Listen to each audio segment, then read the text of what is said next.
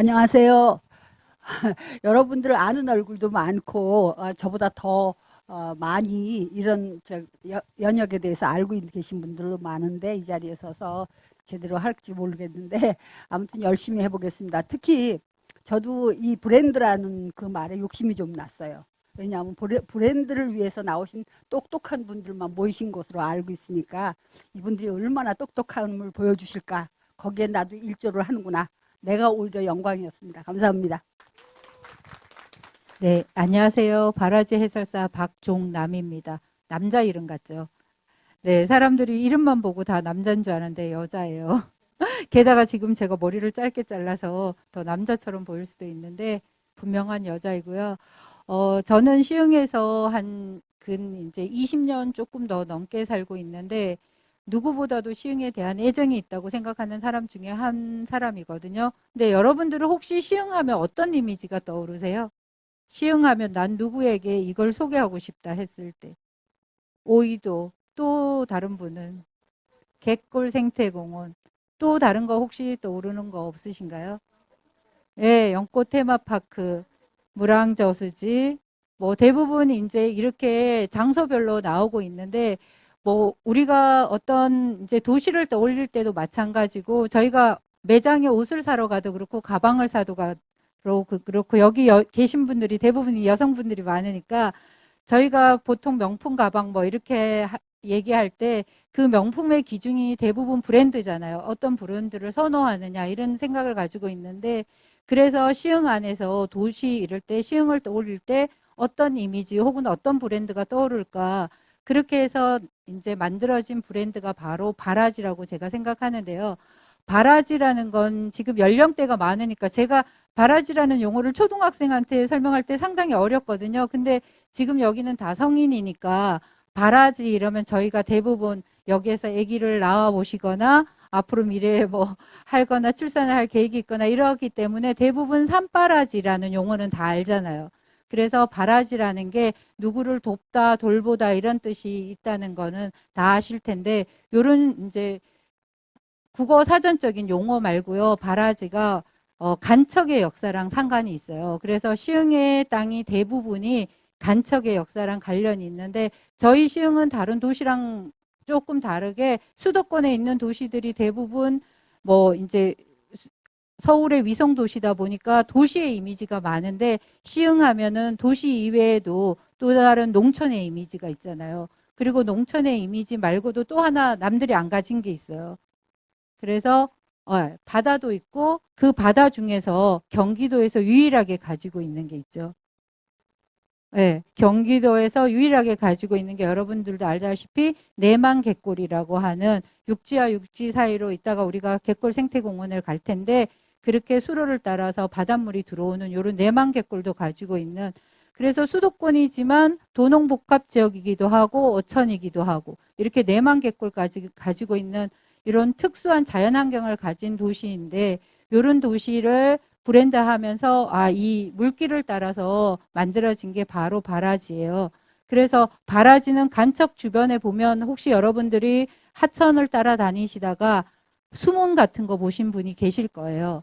그 수문이 바라지라는 이제 영어로 바라지고 뭐 불어로 하면 베러지 이렇게 표현을 하기도 하는데 그래서 이 수문 주변에 살았던 사람들이 논에서 농사 짓고 이럴 때 수문에 나갈 때 대부분 얘기할 때 어디 가냐고 물을 때 바라지에 간다. 이렇게 해서 이게 확장돼서 그 주변의 농토 전체를 바라지라고 얘기를 하게 돼서 그러면은 이거를 브랜드하면 좋겠다 해서 만들어진 게 바로 바라지라고 생각하시면 될 것 같고요.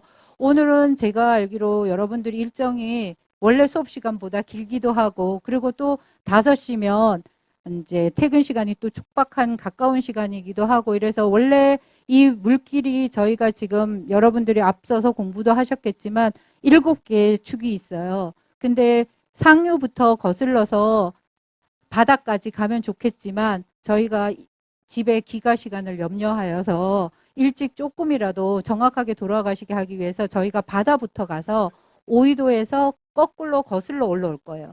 그래서 이 물길의 시작점은 물왕저수지나 바다까지 흘러가는데 우리는 오늘 바다에서부터 거꾸로 이 물길을 따라서 거슬러 올라오면서 시흥의 바다에서 들어오면서 하천이 좁아지는 것과 이게 어디까지 들어오고 그 주변의 사람들은 어떤 배경으로 하고 살았는지 이런 걸 돌아다니면서 선생님이랑 저랑 이제 설명을 할 거예요. 그래서 그리고 시간이 많지 않다 보니까 많이 얘기를 못 할 수도 있어요. 그래서 혹시 궁금한 거 계시면은 이동하는 중에 조금 여쭤봐도 될 것 같고요. 그래서 이동하는 중에는 차 안에서 이제 시흥이라는 도시가 우리가 살고 있는 도시가 이름의 역사가 시흥이라는 요 이름을 쓰는 것과 땅의 역사가 조금 다르기 때문에 그거를 아마 선생님이 설명을 해 주실 것 같아요. 그래서 그거에 대해서 한번 들어보시고 저희가 포인트별로 돌아다니고 그다음에 연꽃 테마파크에 가서 시간을 보고 시간이 여유가 좀 있으면 무랑저수지를 차를 타고 한번 돌아보더라도 점을 찍고 올 거고요. 만약에 시간이 부족하면 아마 여러분들 여기 중에 무랑저수지를 구경 못 하신 분은 아무도 없을 것 같아요. 그래서 만약에 시간이 부족하면 연꽃 테마파크에서 바로 여기 기청하는 걸로 하도록 하겠습니다. 혹시 오늘 일정에 대해서 혹시 궁금한 거 있으신가요? 없으시면 저희 시청 정문 앞에 차량 있으니까 탑승하시면 될 것 같아요. 여기 상주하시는 선생님들이고요. 오늘 바라지 아이고요. 지금 여기 내리시니까 시원하죠? 네. 여기가 이게 바로 바닷바람이에요. 저희가 서 있는 게 이제 방파제인데 방조제 위에 서 있고요. 저희 지금 여기 오이도 등대에 올라가시면 4층까지 올라가는데 정말 조금 어른이긴 하지만 한 줄로 올라가야 될 거예요. 그리고 올라가셔서 이제 이 많은 사람이 다 동선을 돌기가 조금 버거울 거니까 미리 보신 분들은 양보를 좀 해주시고 이래갖고 올라가셔서 봐야 될 게 반드시 봐야 되는 게 저 건너편 여기에서 수평으로도 좀 잘 보이긴 하죠. 바다니까. 그래서 건너편에 송도에서 매립을 열심히 해오고 있잖아요. 바로 앞 동네까지 매립을 해갖고 오고 있는데 저기 건너편 송도 신도시라든가 여기 올라가시면 시야 방조제가 보이실 거예요. 그래서 여기 오이도 사람들의 삶을 바꿔버린 시야 방조제가 어디에서부터 어디까지 연결되는지 아는 거지만 한번 등대 위에서 한번 조망해 보시고요. 그 다음에 여기 올라가시면 요 대각선 뒤로 산이 하나 낮은 산이 있어요. 옥기산이. 거기 위에 지금은 군부대가 이제 거기에 주둔하고 있는데 거기가 옛날에 봉수대 위치니까 그거 한번 확인하고 내려와서 다른 해설은 내려와서 하도록 하겠습니다. 들어가겠습니다.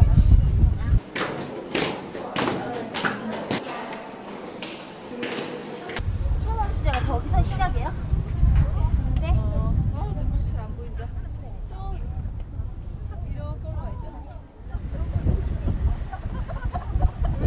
이게 1987년도 사진이에요. 그러면 지금으로부터 그렇게 오래되진 않았죠. 그러나 그림을 보면 사진을 보면 상당히 먼 옛날 같은 느낌이 들 거예요. 근데 우리가 지금 이 지점 어디에 서 있을까요? 여기에. 요 사진으로 봤을 때 우리는 어디에 있을까요? 우리는 지금 이걸로 봤을 때는 바다에 있어요. 네. 이 사진상으로 봤을 때 저희는 지금 바다 위에 서 있는 거예요. 그래서 여기가 옥구공원이에요. 여기가 옥구공원이고 딱 보니까 옥구공원 그러고 보니까 감이 오시죠? 여기가 옥구공원이고 여기가 이제 정왕역에서부터 쭉 기차 따라가는 여기 뒷방울 저수지가 있고 여기를 완전히 건너면 월곶이고 여기가 지금 정왕 택지 지역이에요. 그래서 여기를 기준으로 반은 아파트고 반은 스마트 허브라고 생각을 하시면 되고요. 그리고 지금 여기 오이도에 집이 있는 거 보이시죠? 여기가 우리가 들어왔던 스틸 단지죠. 스틸랜드 철강 단지. 거기가 여기예요. 그리고 그 결국은 여기가 지금 다 방파제로 이렇게 지금 우리가 걸었던 방조제 요거 있잖아요. 요걸로 막혀 있는 거라고 생각하시면 돼요. 이렇게. 그래서 저희는 지금 요 앞에 매립된데 지금 있는 거예요. 그래서 오이도가 상당히 많이 바뀌었다는 걸 알 수 있죠. 오이도뿐만 아니라 이렇게 많이 바뀌는 건 아까도 얘기했지만 시흥시의 대부분의 땅이 면적이 늘어나는 게 바로 매립과 관련이 있는데 그 매립 중에서도 바다를 간척하는 거 물이 드나드는 곳을 막아서 만든 건데 이따가 우리가 가는 그 호조벌부터 시작해서 매립이 상당히 많이 되는데 그 중에서도 하나가 바로 이 오이도예요. 그래서 이 오이도는 앞에 저 건너편에서 송도에서 지금 매립을 해오고 있지만 이렇게 자꾸 매립을 하다 보면 사람들이 욕심이 생기잖아요.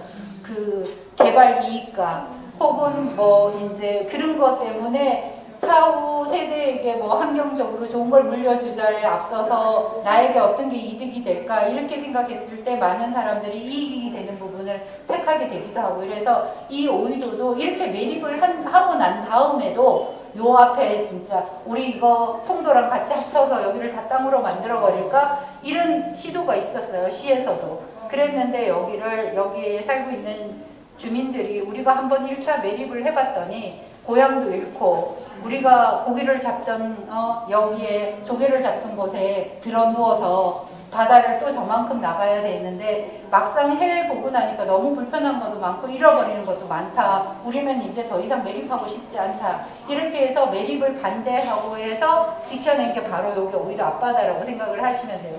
그래서 현재는 이제 시흥시에는 더 이상 요 앞에서 매립은 하지 않고 송도에서 하는 것만 구경만 하고 있는 실정이고요. 그래서 저는 개인적으로 그냥 시흥을 사랑하는 사람으로 봤을 때 정말 다행이다. 그때 만약에 여기에서 사람들이 반대를 하지 않고 냉큼 야 우리 여기 딱 넓어지는데 그냥 해버리자라고 했으면 지금 우리가 여기 와서 오이도의 이런 풍경을 보지는 못했을 것 같아요. 그래서 지금 많은 사람들이 물론 가끔 저희 농담으로 그런 말 하는데 서울에서 오이도 오는 사람들이 야 지하철 타고 오이도 가면 갈 수 있어 이러고 와서 오이도역에 내렸더니 바다는 없고 뭐야 아파트밖에 없네 완전히 낚였어 이렇게 말하기도 하고 뭐 이러는데 사실은 그렇게 해서 오든 안 오든 오이도라는 게 드라마나 어떤 그런 데서 소재가 장소로 소재가 되기도 하고 그 다음에 소설이라든가 이런 데 등장을 하면서 오이도라는 게 관광 상품화가 좀 많이 됐어요. 사람들한테 알려져서. 그리고 특히 외국인들이 여기 공단 지역에 많다 보니까 외국인들이 약속 장소로 많이 쓰는 것 같아요. 우리 딱 여기 시아봉 스마트허브에 있는 공단 직원들 뿐만 아니라 서울이라든가 수도권에서 다른 지역에서 일하는 사람들한테도 야 시흥 오이도에서 만나자 뭐 이렇게 해서 정말 주말이나 아니면 연휴 때 요 방조제 위에 있으면 외국인들이 각자 자기 나라 음식을 펼쳐놓고 먹으면서 늦게까지 노는 풍경을 많이 보거든요. 그래서 이 오이도라는 게 이제 이런 다양한 사람이 만나는 장소로도 변하는 걸 알 수 있는 거죠. 그래서 이런 사진이 아니면 오이도의 옛 모습은 진짜 찾아보기 힘든데 그래서 이름에 오이도가 들어간다는 거는 우리가 제주도도 가보고 울릉도도 가보셨겠지만 섬이라는 거잖아요. 그래서 완벽한 섬이었으나 지금은 요 방조제 염전을 만들기 위해서 일제강점기 때 요 대북뚝을 만들면서 여기가 섬이 아니고 섬의 기능을 상실하고 사람들이 버스도 타고 이렇게 다닐 수 있는 길이 된 거죠. 저희가 이제 이동해도 될 것 같아요. 뭐 시청 입구에 들어가시면서 바라지 아이는 많이 보셨죠? 네, 이렇게 바라지 아이라고 해서 바라지에 대한 소개를 하는 공간이 여기 오이도에도 있고 시흥 시청 입구에도 있고 그 다음에 기업 창고라고 해서 정왕동에도 있잖아요. 그래서 가는 곳마다 그 지역에 이런 거를 알 수 있는 사람들의 생활이라든가 그 배경을 알 수 있는 곳이니까 한 번씩 들러보시면 개인적으로 가셔도 괜찮을 것 같아요. 그래서 여기는 오이도 사람들의 생활을 대부분 알 수 있는 곳인데 아까 제가 사진에도 보여드렸지만 이 오이도가 염전을 막아서 오이도랑 옥구공원을 연결해서 뚝을 막고 염전을 만들었지만 실제로 오이도에서 살고 있는 주민들은 염전에 종사하는 사람보다는 원래 기능인 어업에 종사하는 사람들이 훨씬 많았어요. 그래서 여기에서 대를 이어서 사는 사람들은 그때부터 지금까지 어업에 종사하는 거고 우리가 생각할 때 지금 오이도 앞바다에서는 뭔가 어업 활동을 안 할 것 같고 뭐 형식적인 바다의 모습일 것 같은 그런 생각을 막연히 하게 되는데 아까도 말씀드렸듯이 지금 저기 선착장 가는 길에 있는 매점 같은 노점은 다 오이도 어천계에서 직접 배를 타고 나가서 잡아오는 거고요. 이런 배 타고 나가는 어업 활동 말고도 예전에 오이도에는 조개를 양식을 상당히 많이 했었거든요. 어촌계에서 양식해서 조개 캐고 까고 이러는 것들이 주 생업이었는데 지금도 여전히 조개라든가 낙지를 캐러 다니시요. 그래서 물이 들어왔다 나갔다가 사람들이 이렇게 여기 주민들이 통 하나 들고 이렇게 잡아갖고 오시는 걸 볼 거예요. 그러면 그거는 체험하는 게 아니라 정말 한두 명이 이렇게 오면 실제로 가서 오늘 낙지 몇 마리 잡았어 뭐 이렇게 하는.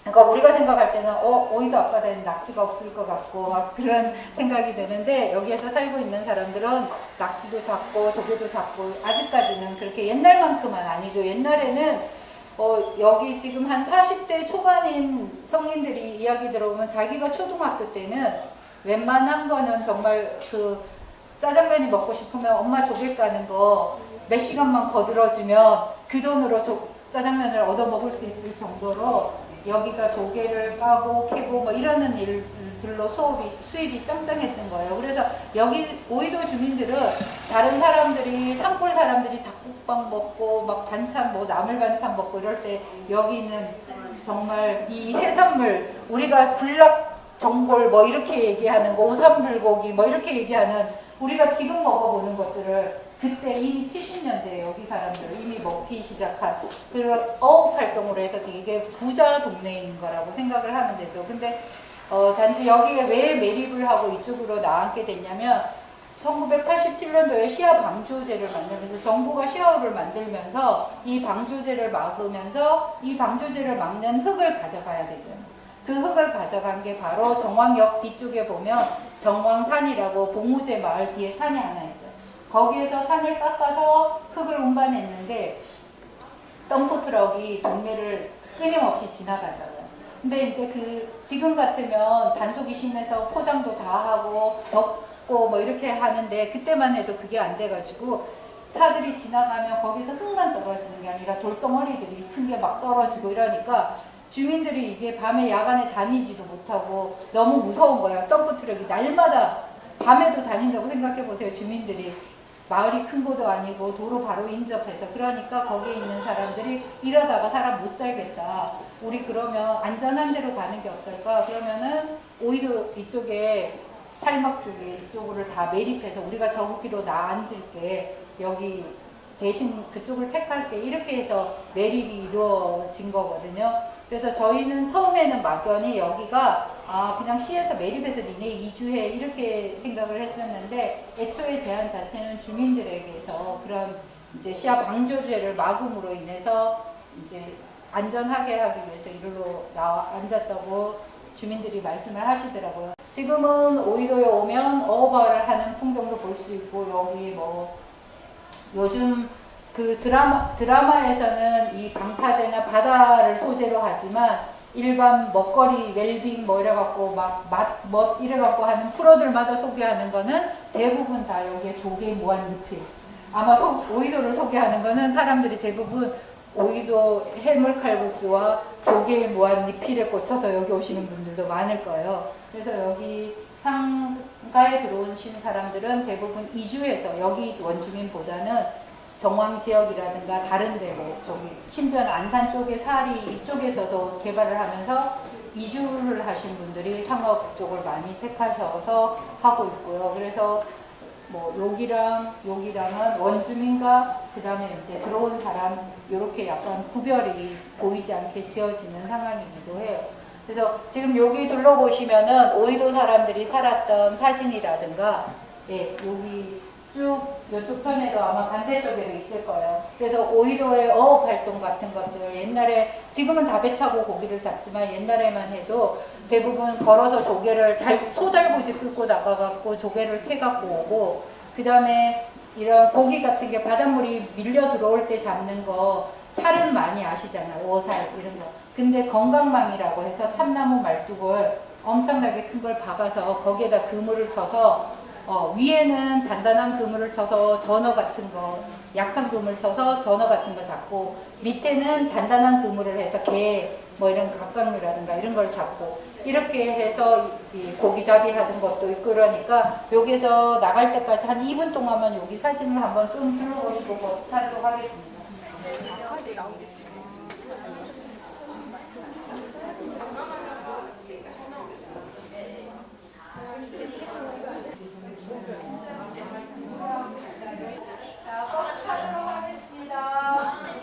그전에는 못 봤던 거 보신 분?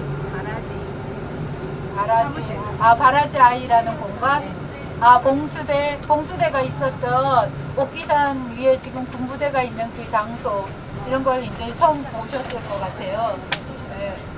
여기에는 대부분 아까도 얘기했지만 와서 조개 먹고 칼국수 먹고 파전 먹고 가는 그런 곳으로 또 들리시는 분들이 많아서 이렇게 탐방처럼 오시기는 쉽지 않은 곳이기도 해서 그런 것 같고요.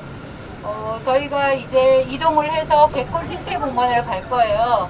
갯골 생태공원을 가는데 계획상으로는 저희가 배구 신도시 해안도를 따라서 갔다가 월거포구 쪽으로 건너다 볼 수 있게 가려고 했으나 이 버스가 그 도로를 타는 게 승용차는 가능한데 힘든다고 해서 배구 신도시 해안도 심리해송길만 놀러 가다가 다른 길로 빠져서 아까 온 길로 갈 거예요. 그래서 가끔 가시다가 계속 창밖을 살짝 보시면 배구 신도시가 어드만큼 아파트들이 올라와 있는지도 보이실 거고요. 그리고 아주 짧은 구간이지만 저희가 고가를 타고 내려가다가 거의 제산경인고속도로 들어가는 곳과 월곶 입구에 보면, 월곶 사이에 보면 이 아직 그 바닷물이 드나드는 곳이 보일 거예요. 그걸 살짝 보시면서 지나가면 좋은데, 배구 신도시에 대한 거는 뭐 여러분들이 앞으로도 계속 공부를 하실 것 같은데, 배구 신도시는 원래 거기에 땅이 존재하지 않던 곳이잖아요. 아까도 얘기했지만 시흥의 대부분이 매립의 역사와 연결이 되는데 거기는 그냥 공유 수면이었어요. 지금 우리가 아까 오이도 앞바다에서 봤던 그 넓은 바닷물이 드나드는 곳, 그곳이 바로 공유 수면이라고 하는 곳인데, 거기가 월곶도 마찬가지고 우리가 지나가는 배구 신도시도 마찬가지고 다 공유 수면을 매립해서 만든 곳이에요. 그래서 먼저 매립한 곳은 월곶이랑 뭐 여기랑 크게 연도가 차이 나지는 않아요. 이 하나 매립지라고 흔히 부르는 이곳은 애초에 매립한 곳이 회사가 하나라서 애초에 불리기는 배구 신도시가 있었던 땅을 매립한 곳은 하나였어요.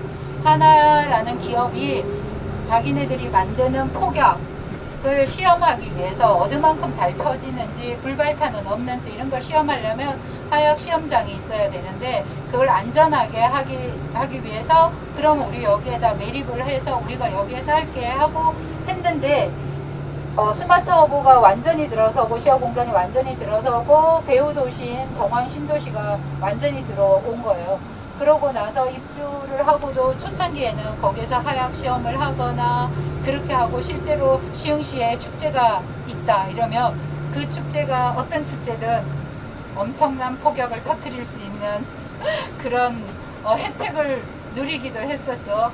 그렇게 했던 곳이 바로 하나 매립지인데, 더 이상 이제 주민들의 민원도 발생하고 이렇게 해서 하약을 시험을 할 수 없게 됐을 때 시흥시에서 이 택지를 그럼 시흥시에서 사서 뭔가 더 생산적이고 뭔가 개발적으로 친환경적으로 도시를 만들면 좋겠다, 이런 생각을 가지고 이걸 다 구입을 해서 만들어진 도시가 바로 배구 신도시예요. 그래서 이 도시 명칭을 정할 때도 배구 신도시 명칭을 정하기 전에도 여기가 처음에는 하나 매립지라고 불렀으나 나중에는 여기가 예전에 군자면이었으니까 군자 매립지라고 하자 해서 군자 매립지라는 이름으로 이제 부르기 시작했는데, 시에서 이것을 매립할 때만 해도 군자 매립지였는데 그 이후에 이곳에 도시를 이제 오게 하고 싶고, 더군다나 이 도시를 만드는 기반이 되는 많은 사람들을 불러 모으고 사람들이 좋아할 수 있는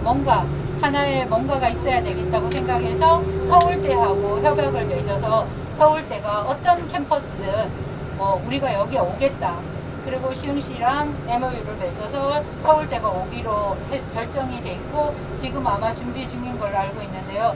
그래서 배구 신도시에 가면 도로 이름은 신도시가 들어올 때 이미 서울대학 중앙로 이런 식으로 대학교 이름을 했어요.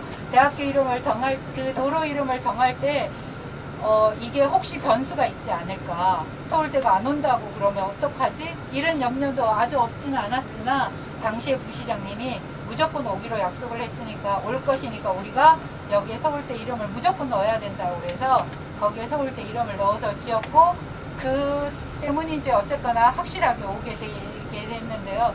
그래서 100곳이라는 이름을 가지게 된 거는 서울대가 오니까 이 우리나라 최고의 서울대가 오는데 그러면 이 서울대랑도 관련이 있고 그 다음에 원래 기존인 군자 매립지랑도 관련이 있는 이름을 만들면 좋겠다. 그러면 뭐가 좋을까 하고 여러 사람들의 머리를 모으고 해서 나온 게 바로 우리 한글이라는 이름을 누가 제일 먼저 사용하셨을까요? 원래 훈민정음이잖아요. 그래서 한글이라는 이름을 쓰신 분이 바로 주시경 선생님인데 주시경 선생님이 이제 학생들을 모아서 공부를 가르치는 장소 거기를 바로 순수 우리말로 배곳 배우는 곳 이런 걸로 사용을 하셨으니까 그러면 뜻도 좋고 정말 여기에다 딱 맞는 여기 군자가 바로 대부분의 완성된 보통의 사람들과 다른 사람을 군자라고 하는데 그 군자가 인격을 가지기 위해서 반드시 해야 되는 게 배움이니까 그럼 그 군자랑 주시경 선생님이 말한 서울대랑 이 주시경 선생님이 말한 거랑 3요소가 다 맞는 그런 도시 브랜드가 바로 105시지 않을까 해서 만들어진 게 바로 105 신도시예요. 그래서 105 신도시는 2005년도에 이제 2015년도에 입주가 시작되기 전까지만 해도 사실 그 전에 저희가 옥구공원에서 올라가서 조망이 가능했었는데 옥구공원 낙조대에 올라가서 이 105 신도시 쪽을 딱 내려다보면 저기는 어디지? 저렇게 넓게 아무것도 안 하는 빈 땅이 왜 있을까? 그래서 거기에 오시는 모든 사람이 옥구공원에 처음 올라가시면 저희한테 항상 물어봤어요. 저기는 뭐 하는 곳이에요? 저 땅은 왜 놀려요? 이렇게 물어보는 땅이 바로 105 신도시예요. 그래서 105 신도시는 그때 당시만 해도 그냥 낮은 이런 풀 종류 그리고 이제 매립을 하다 보니까 습지가 많으니까 그런 습지에서 자생하는 풀들이라든가 그런 염분기가 있는 데서 잘 자라는 버드나무 이래서 아주 대형 교목이라기보다는 좀 낮은 나무와 풀들이 아주 많던 장소여서 잘 보면 마치 위에서 내려보는 초원 같기도 하고 밀림 같기도 하고 이래서 어떤 사람들은 개인의 욕심이지만 저거 개발 안 하고 저대로 계속 냅뒀으면 좋겠다 그렇게 말씀하시기도 하고 그러던 분들도 계셨는데 어쨌거나 지금은 개발이 돼서 105 신도시가 사람들한테 나 저 도시 저기로 이사 가고 싶어 이런 곳으로 변했잖아요 지금. 그래서 105 신도시는 새롭게 이제 사람들이 기존의 시흥 시민들이 이사를 가기도 하지만 외부에서 또 이사를 들어오기도 하는 그래서 시흥의 또 다른 이제 도시를 하나를 형성한 게 바로 105 신도시고요. 이것은 정말 이름은 그 달월자잖아요. 그래서 반달 달이 이렇게 뾰족하게 내민 달 모양 달월자가 생긴 게 상형 문자로 생길 때 애초에 둥근 보름달을 보고 한 게 아니라 반달을 보고 만들었잖아요. 그래서 이 달 모양으로 뾰족하게 내민 곳 이게 바로 월곶인데 포구를 뜻하는 거거든요. 그래서 바닷물이 드나들고 배가 드나들 수 있는 거를 우리가 포구라고 하는데 이 월곶 포구가 원래는 지금은 우리가 이미 매립이 돼 있고 그래서 기존에 원래 월곶에 해당되는 마을들은 완전 도로에 쌓여서 저 안쪽으로 숨어 있는 거나 마찬가지예요. 그래서 기존에 있던 주민들이 살았던 월곶들은 사람들이 지금은 월곶이 아니고 새로 매립한 동네만 월곶으로 알고 있는데 원래 월곶 마을은 12동네라 그래서 상당히 자연 마을이 많아요. 그런데 거기로 영동고속도로가 지나가고 제산경인고속도로가 지나가고 이런 식으로 도로가 지나가면서 안쪽으로 갇히다 보니까 그 기존의 동네들이 안 보이고 그 다음 원래 거기에서 포구 역할을 했던 동네들도 지금은 안쪽으로 들어가고 매립이 돼가지고 원래 포구의 기능은 기존의 동네에서는 사라졌고 새로 매립한 동네에만 포구 기능이 이제 있는 거죠. 그 다음에 원래 어촌 기능이 있으나 많이 상실해서 원래 억판장으로 쓰던 공판장이 있어요. 수역 공판장이. 근데 그것도 기능을 못하기 때문에 시에서 그거를 리모델링을 해서 문화와 예술 활동을 할 수 있는 주민들이 그 공간을 활용해서 뭔가를 할 수 있는 공간으로 다시 재생시켜 놨기도 하고요. 그래서 주민들이 함께 할 수 있는 공간으로 탈바꿈 시켜 놓기도 했고 그 다음에 또 주민들이 이렇게 접근성이 떨어지니까 사람들이 거기에 나 여기에 들어가서 가게를 하고 싶구나. 사람들이 잘 오지를 않는 곳이야. 이렇게 하는 이런 이 어려운 것들을 역이용해서 그러면 여기가 공실률이 많으니까 임대료가 싸니까 우리가 들어가 볼래. 그래서 혹시 여기서 바우스 앤 밥스라고 청년들이 하는 기업을 한번 가보신 분들도 계실 거예요. 그렇게 해서 바우스 앤 밥스라고 하는 그런 거에서 이제 카페 같은 것들, 북카페 이렇게 2호점도 열고 이렇게 해서 월곶이 이런 외부에 들어온 사람과 주민들이 합쳐서 도시를 조금 바꾸는 모습으로 바뀌어가고 있거든요.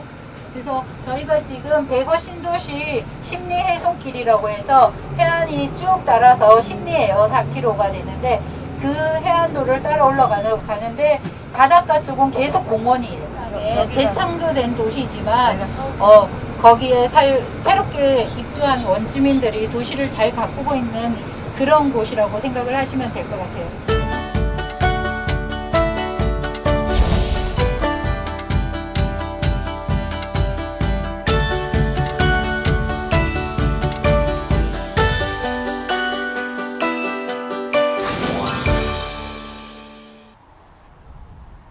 저희가 애초에 계획은 일단 갯골 전망대에 올라가야 사실 물길을 볼 수 있거든요.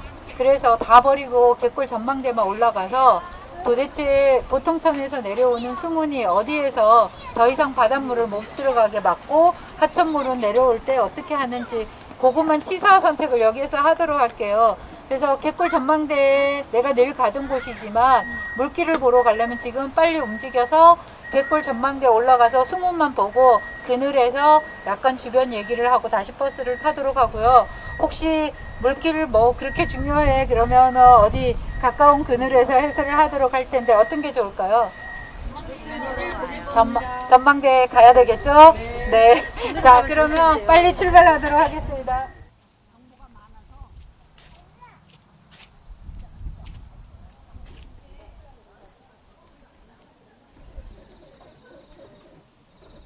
그래서 저기 논현동하고 여기 지금 텐트처럼 보이는 나무 끝으로 이렇게 보이는 거 있잖아요. 그게 바로 월곶역이에요. 그래서 월곶역하고 저 논현동 사이에 소래포구 건너편인 요 포구가 끝나면 거기에서부터 이 물길이 안으로 S자를 그려서 제가 지금 들고 있는 이 사진 같은 이런 형태로 이 안까지 쭉 들어오는 거예요. 그래서 올라가시면은 제가 설명하는 것보다 그 눈으로 보고 햇볕이 눈부시니까 망원경으로 한 번씩 보면 괜찮을 것 같고요. 그 다음에 이렇게 물길이 들어와서 여기까지 들어갔을 때 어디만큼 들어갈 것인가 해서 올라가셔 보시면 지금 안 보이는데 하늘색으로 이렇게 해서 수문을 막아 놓은 게 있을 거예요. 그게 흥부 배수 관문이라고 해서 더 이상 바닷물은 안으로 못 들어가게 하고 안에 있는 하천물은 범람하지 않게 밖으로 빼내주는 배수 관문이에요. 그래서 거기까지가 기수지역이라고 생각을 하시면 돼요. 그래서 겨울에 정말 여기 오시면 한겨울에 오시면 얼음이 기수지역 얼음은 이렇게 어는구나를 보실 수 있어요. 켜켜이 정말 그림 같은 모양이 되기도 하고 100% 얼지도 않고 그렇다고 안 얼지도 않는 그런 모습을 볼 수 있는 데가 여기인데 그래서 올라가셔서 지금 물길을 한번 물길축을 보시고요. 그 다음에 양쪽에 지금 넓게 펼쳐져 있는 아무 건물이 없는 데가 있잖아요. 여기가 바로 소래염전이 있던 옛 염전 땅이거든요. 그래서 비록 안타깝게도 저 건너편에 골프장이 들어오기는 했으나 아직 비어있는 땅들이 많고 그 비어있는 땅들이 1996년도부터 지금까지 버려져 있을 때 어떻게 자정작용을 해서 어떤 식물을 키우고 있는지 한번 둘러보시면 좋고요. 그 다음에 여기에서 저 건너편에 아까 저기 버스 안에서 다른 선생님이 말씀하셨던 포구 얘기할 때 새우개 얘기 한번 했었잖아요. 바다. 그래서 80년대 말까지만 해도 여기까지 바닷물이 들어왔던 그 새우개 앞에 그래서 저기에 주민들이 소래철교가 1937년도에 소래철교가 세워졌을 때 우리 배 드나드는데 배가 드나드는데 철교가 세워지니까 높이 제한이 있을 거 아니에요. 그래서 막 민원도 내고 이랬던 바닷가 마을인데 지금은 그 어디에서도 바닷가 마을을 찾아볼 수 없는 그런 변화하는 거 이런 걸 좀 살펴보시고 올라가셔서 지형적으로 여기는 뭐 시청이 있는 장현동이다 어디다 위치 파악 한번 하고 내려오시면 될 것 같아요. 저희 올라가겠습니다. 지금 요 수면 있잖아요. 아까 얘기했던 월곶이라든가 백곶이 매립했던 것처럼 여기도 지금 수면이 올라오잖아요. 바닷물이 들어오는 요 공유 수면이 22만 평인데 우리가 여기를 국가보호습지구역으로 지정을 받아가지고 다행히도 여기에는 더 이상 뭐 어떤 행위를 앞으로는 할 수 있지 않아요. 저기에서 물왕저수지에서 이따 우리가 연꽃 테마파크에 가면 그 앞에 흐르는 하천물이 돌아서 지금 이 수문을 통해서 나오는 거예요. 그러면 여기에 보통천 물만 내려오는 게 아니라 물왕저수지 앞에서 내려오는 물과 저기 소래저수지라고 하는 개수동 쪽에서 내려오는 물이 은행천이라고 있거든요. 그 하천하고 합치고 그 다음에 여기 군자 여기 장곡동에서 순회천이라고 해서 경찰서 옆에서 하천이 하나 또 내려오고 장현천이라고 해서 군자봉에서 능곡동 앞으로 하천이 하나 시청 앞으로 흐르는 게 있어요. 장현천. 그게 다 흘러 내려와서 여기 수문 말고 지금 저 제산경인고속도로 때문에 안 보이는데 저 너머에 수문들이 작은 것들이 있어요. 합쳐지는 것들이. 그렇게 해서 만나서 여기로 통해서 흘러서 이제 바다까지 가는 거죠. 네. 내만개골이 딱 여기만 있는 게 아니라 여기 월곶에서 아까 제가 버스 지나갈 때 잠깐 보이실 거예요 했던 아주 짧은 구간도 여기까지 바닷물이 드나드는 거죠. 아직까지. 그래서 월곶에서는 지금 이게 찬반 논란이 있어요. 얘를 매립하자 하지 말자. 그래서 그때 매립 안 하는 걸로 일단은 잠정적으로 결론이 났는데 요것도 매립하고 싶은 욕구가 스물스물 올라오나 봐요. 여기가 마린월드 예전에 그 근처인가? 네, 그 근처이기는 한데 지금 여기에 보면 우리 거기 아울렛 들어가는 옆에 보면 월곶하고 사이에 보면 이렇게 디귿자로 이렇게 들어간 데가 있어요. 거기가 바로 여기라고 생각하시면 돼요. 그리고 여기는 지금 아까 그 월곶하고 쭉 따라서 저희가 지금 여기 끝에 여기 서 있는 거죠. 장곡동 입구에. 그래서 이 지도만 봐도 여기가 내만개골이 있다는 걸 알 수 있는 게 바로 시흥시예요. 살고 있는 동네를 내가 다 아는 것 같아도 누구에게 소개시켜 주려고 하면 막상 뭘 소개하지? 이렇게 막연한 것들이 많은데 이렇게 포인트를 다 돌아다니면서 하나하나 내가 몰랐던 거를 알게 되면 그게 바로 이제 이 소개시켜 줄 수 있는 원동력이 하나의 뭔가 갖춰지는 게 되지 않을까 이런 생각이 드는데 저희가 지금 가는 데가 바로 연꽃 테마파크와 호조벌 그리고 이 연꽃 테마파크를 만들게 된 연꽃 테마파크를 조성하게 된 배경이 되는 강곡지가 있는 곳이에요. 그리고 물왕저수지에서 우리 호조벌에 물길을 대는 호조벌에 있는 논농사를 지을 수 있도록 물을 농업용수를 공급해주는 물왕저수지에서 내려오는 하천이 흐르는 보통천 이 축이 흐르는 곳을 지금 갈 텐데요. 그래서 가셔서 저희가 시간이 없기 때문에 연꽃 구경은 다음에 따로 하시고 딱 내리시면 강곡지 안에 강곡지 사유지 안쪽으로 전망대를 새롭게 만든 곳이 있어요. 그래서 한 팀은 거기 전망대에 올라가셔서 조망하면서 해설을 들으시면 되고요. 한 팀은 그 밑에 원두막이 있거든요. 그래서 그 밑에서 그러면 아쉽지만 둘러보고 바로 옆에 보통천이 있고 이러니까 이런 이야기를 쭉 들으면 되는데 호조벌이 아마 시흥시에서 새롭게 가장 중요한 포인트가 되고 있는 것 같아요. 그래서 시흥에서 뭐 다양하게 중요한 장소가 상당히 많고 관광 상품화할 수 있는 곳들이 많지만 자원으로서 생태 자원으로서의 역할을 새롭게 각광받고 있는 데가 바로 호조벌인데 저 호조벌은 이름이 왜 호조벌일까요? 어느 정도 공부를 하셔서 다 아실 것 같아서 여쭤봤어요. 이제 호조라는 거는 조선시대에 우리가 흔히 이야기하는 육조, 이조, 예조 뭐 이렇게 해서 형조, 공조, 병조 이렇게 있는 그 6개 중에 하나가 바로 호조인데 지금으로 치면 재정경제부, 뭐 재정기획부 이렇게 나라 살림을 맡아보는 기관이라고 생각을 하시면 될 것 같아요.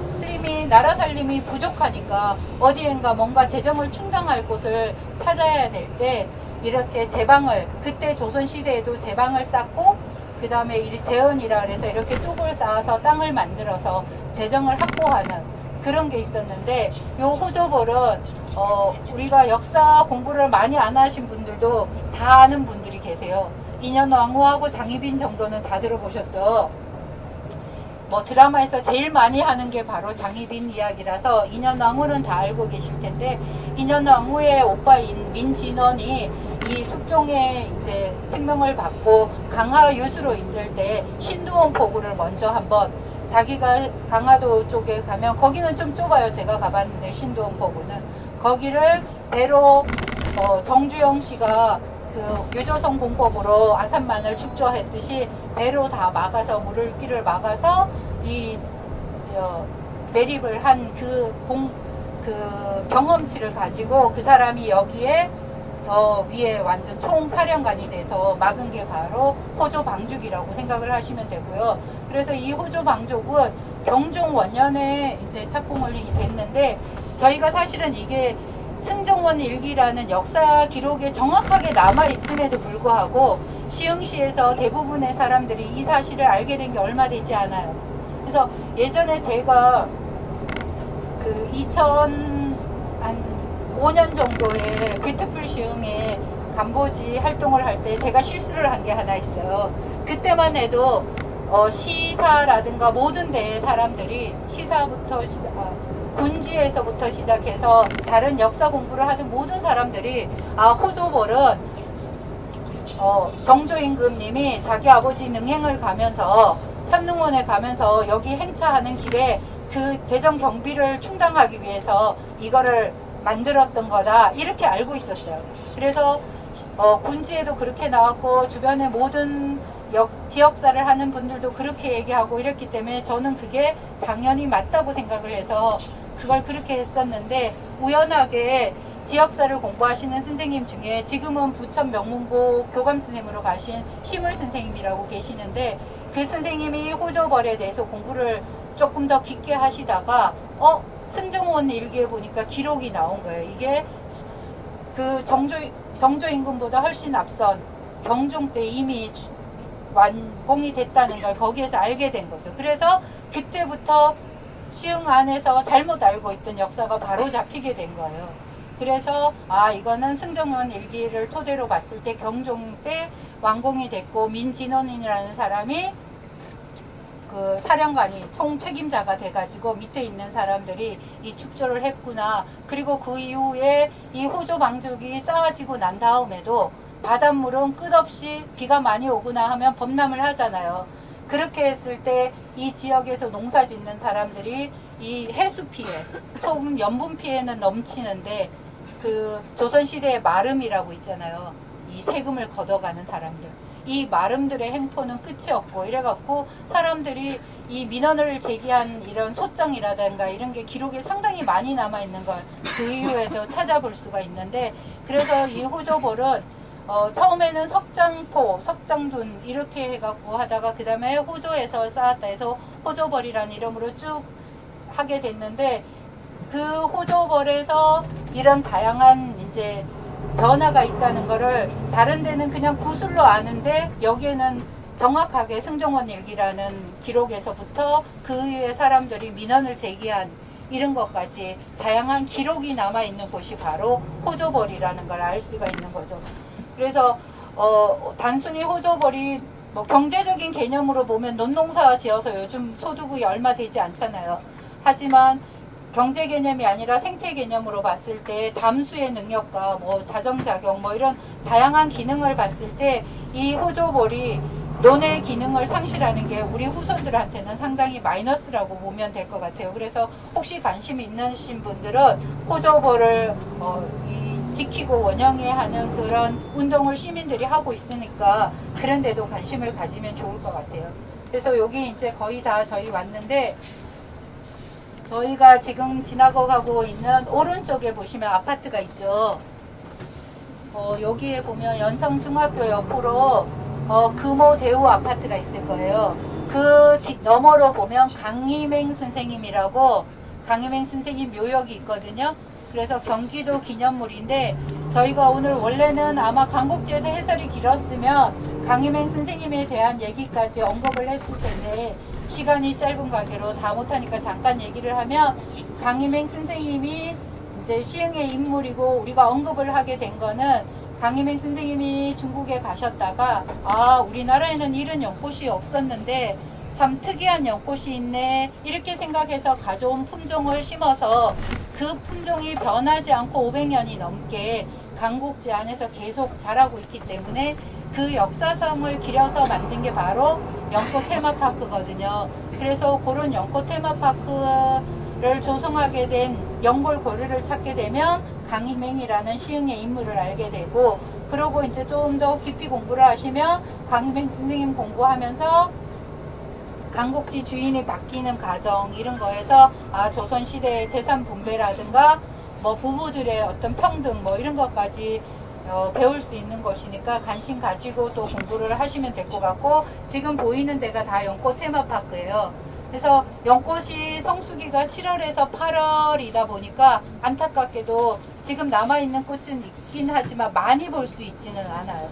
그래서 수련은 10월달까지 볼 수 있으니까 지금 볼 수 있고 연꽃은 있지만 한참 만개했을 때 많이 있을 때는 벗어나서 그만큼 많은 사람들이 있지는 않을 거예요. 원래는 여기에 저희들이 이렇게 오면 양쪽에 다 주차할 곳이 하나도 없는 시즌이 바로 연꽃이 피는 시즌인데 그래서 연꽃이 사람들이 구경하러 오는 사람들이 그래요. 하필이면 왜 연꽃은 여름에 피냐고 다른 꽃은 봄에도 잘 피는데 그러는데 연꽃을 구경하려면 반드시 뜨거운 태양을 이고해야 된다는 거를 감수하고 와야 된다고 저희가 웃으면서 얘기하는데 여기가 바로 연꽃 테마파크고요. 저희는 오늘 시간이 짧으니까 강곡지와 연꽃 테마파크 연결되는 부분에서 짧게 여기 주변을 보고 이야기를 하도록 하겠습니다. 여기 안에 들어가면 볼 수 있는 게 바로 요 강곡지라는 연못인데 사실 연못이 그렇게 크지는 않아요. 그리고 이게 예전에 폭우로 한번 이게 다 잠기고 나서 다시 정비를 하면서 원래대로 복원을 했으면 좋았을 텐데 석축 같은 걸 안 쌓고 대리석 같은 걸로 쌓아서 좀 안타까움이 있는데 그래도 원래 이제 조선시대 사람들이 연못을 축제할 때 썼던 천원 지방의 그런 형식이라든가 이런 걸 다 담고 쌓았기 때문에 그걸 보시면 되고요. 그다음에 여기 연꽃이 지금은 하나도 없어요. 지금은 다 지고 없는데 거기는 연꽃이 조금 빨리 펴요.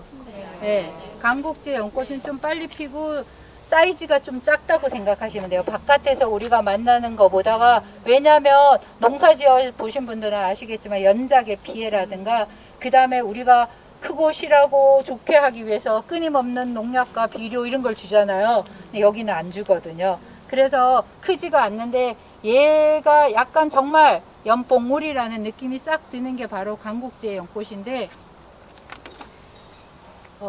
이게 살짝 벌어지고 이럴 때는 어떤 색감이 특별히 이거 무슨 색깔이야 이런 게 잘 안 느껴지시잖아요. 근데 얘가 이제 만개를 해서 완전히 피면 네, 완전히 피고 나면 이게 원래는 흰색 백년이구나. 하지만 일반 백년과 달리 끝에 뾰족하게 우리 손톱 끝 모양 정말 손톱만큼의 이 분홍색이 있죠. 이 분홍색이 질 때까지 떨어져도 얘는 안 사라져요. 그래서 부안에서 오신 해설사 선생님들이 자기네 부안에서 백년지에서 축제를 하는데 자기네 건 이게 떨어지면은 지워지는데 안 사라지냐고 해서 여기 건 안 사라진다고 그렇게 이야기를 하고 실제로 바깥에서 사람들이 우리 바깥에 연꽃 테마파크에서도 이거 똑같은 거 봤어요. 이렇게 말씀하시는 분들 계세요. 근데 저희는 정확하게 모르나 농업기술센터에서 담당자 선생님들이 그거랑 이거랑 겉모습은 똑같으나 품종은 다르다고 말씀하시더라고요. 왜냐하면 강곡지 안에 있는 거를 절대로 교배가 안 되게 바깥으로 흘러나가지 않게 그리고 바깥에서 흘러 들어오지 않게 단도리를 하고 계신다 그러더라고요. 그래서 연꽃이 이렇게 피는데 연꽃 안에 여기 지금 뭔가 생기고 있죠. 예.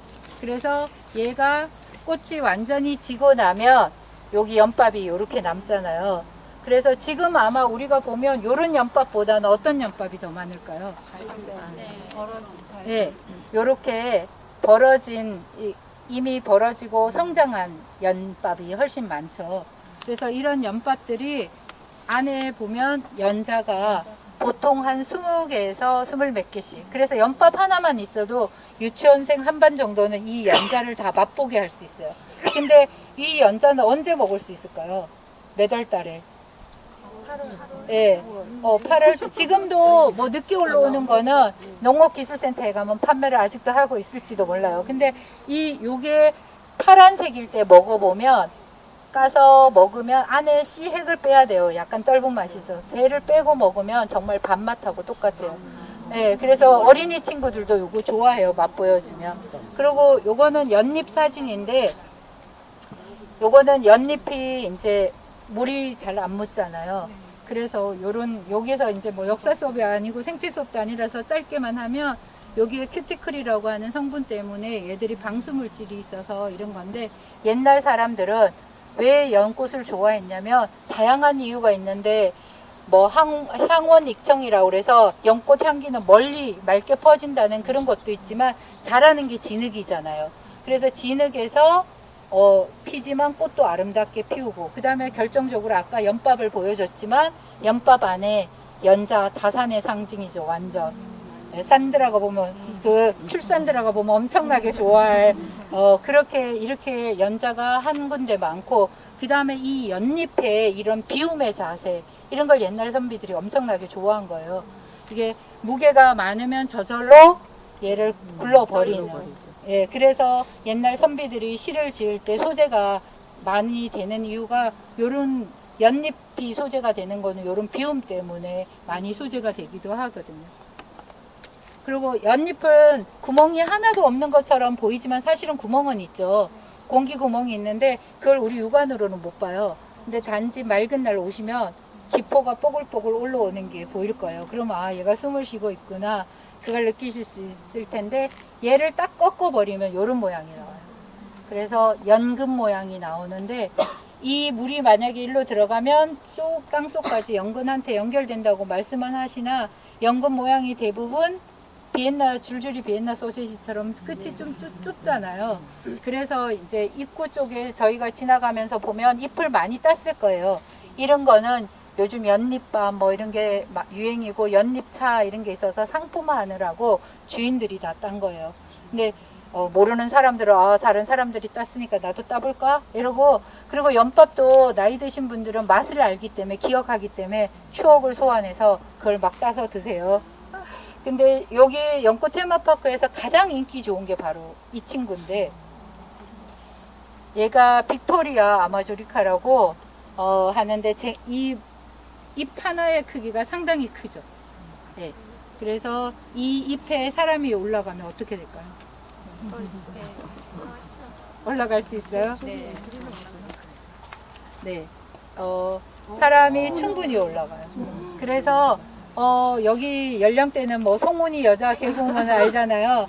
그래서 예전에 송은이가 여기 와서 촬영하고 갔어요. 진짜로 여기 연잎 위에 올라가서 얘가 찢어지나 안 찢어지나.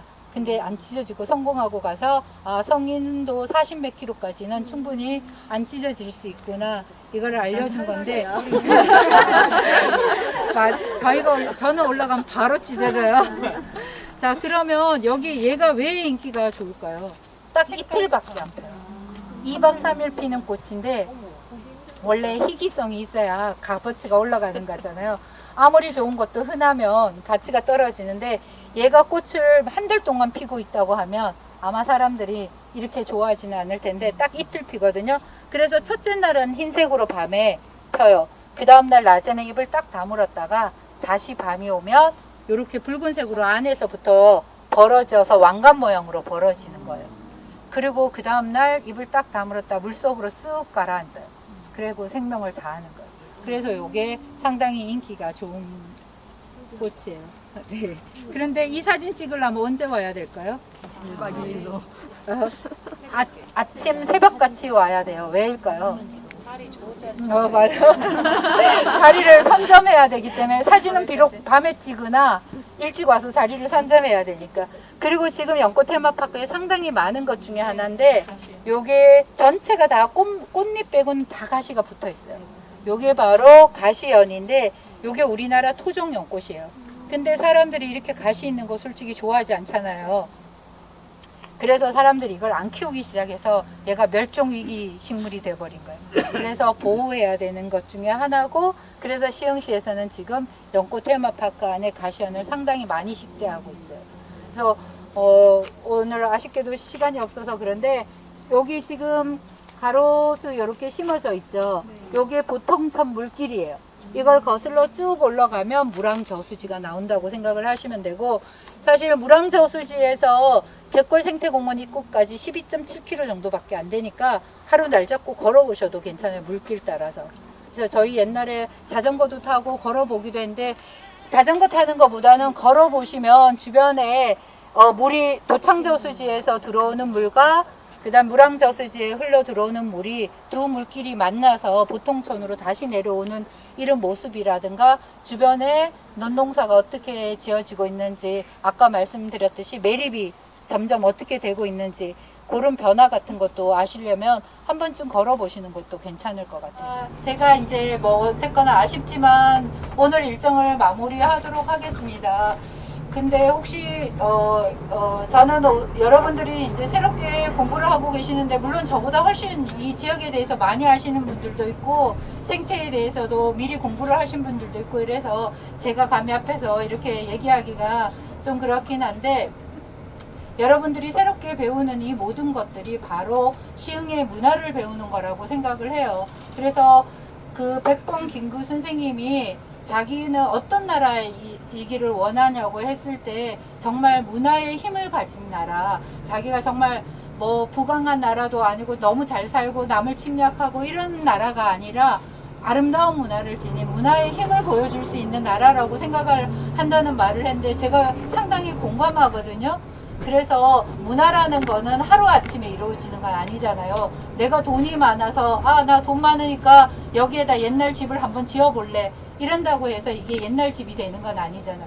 그런 역사와 이런 문화는 하루아침에 이루어지는 게 아니라 여기에서 쭉 살았던 사람들의 인생이 있고 삶이 있고 그 다음에 소통하고 이랬던 것들이 다 켜켜이 쌓여야 이루어지는 게 바로 문화라고 생각을 해요. 그래서 여러분들이 새롭게 배우는 이런 브랜드 아카데미가 의미가 있는 거라고 생각을 하고요.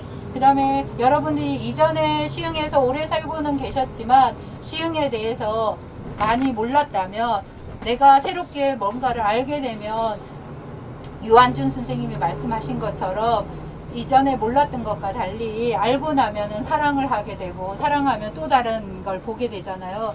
그래서 이런 이제 시흥에 대한 애정도 또 생기고, 그다음 또 새롭게 시흥에 대해서 아는 그런 시간이 되리라고 믿습니다. 감사합니다.